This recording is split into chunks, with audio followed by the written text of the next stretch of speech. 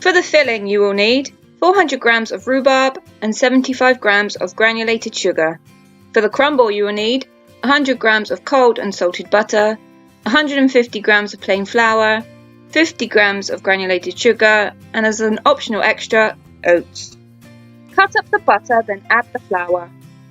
Using your fingers, rub the butter and flour together until it starts looking a bit like breadcrumbs.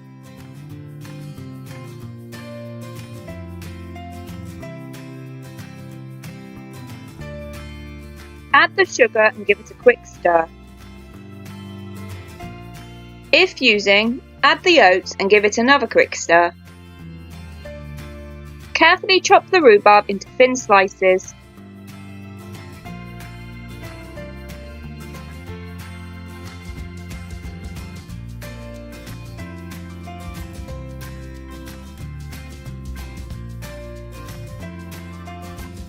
Tip the rhubarb into a pie dish.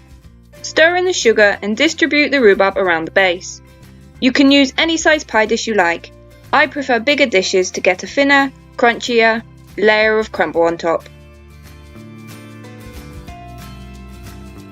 Cover the rhubarb with the crumble mixture, then bake in a 200°C preheated oven for 35 to 45 minutes or until golden brown.